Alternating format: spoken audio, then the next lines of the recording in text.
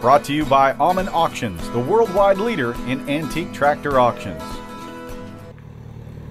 This unusual-looking machine is a 1948 Allis-Chalmers G owned by Marlin Swope of Pennsylvania.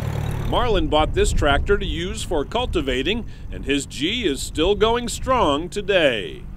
Bought it approximately 30 years ago at a farm sale, and mainly bought it just to use it in the backyard, a garden. Had about 1/4 of an acre of garden. The first Model G was produced in 1948, and they came with a complete line of implements especially tailored for the tractor's unique design. Of course, the first thing most people notice is the rear-mounted 4-cylinder Continental N62 engine, which delivers a little over 9 horsepower at the drawbar. They had the engine in the rear, and to cultivate, you could see right down what you were doing, you know. It was much easier, not like the B or the other. You had to sit over to the side. It was a lot harder to see, but you could see, but the G was a lot nicer. Usually you, of course, had your engine out front.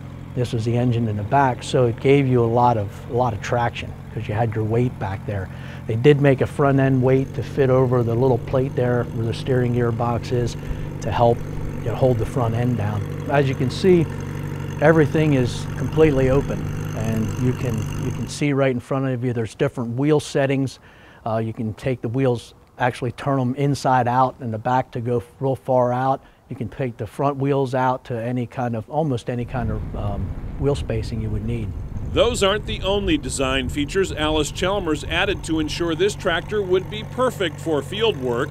The shape of the steering wheel is another touch that makes the G just right for planting, seeding, and cultivating. A lot of people wonder about that. The reason they didn't come around, when you sit on here, you can see down here better to cultivate. That's what the whole thing was about. But I was at a show one time, some lady came to me and she says, "Did you take a bite out of that steering wheel?" So I said, "No, I didn't." Handy as the tractor is, the G's design can sometimes make getting on and off a bit of a challenge. That's a little tricky.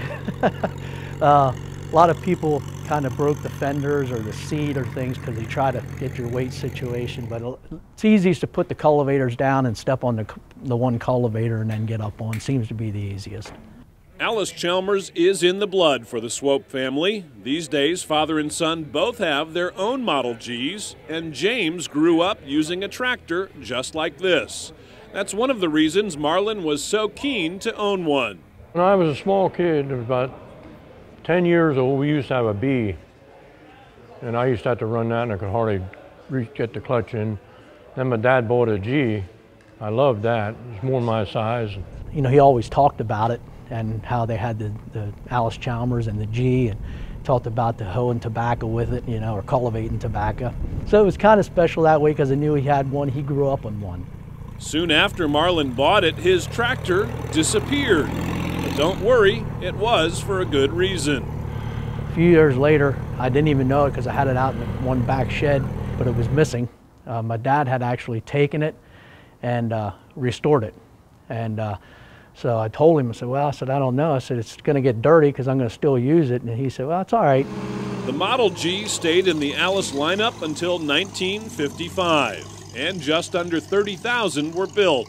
It's often hard for collectors to find them because many people, like Marlin, are still using them today. It's kind of amazing, but yet they were so handy. I think that's kind of what helped them hang on, and people like them, and they're unique, so people really like to collect them.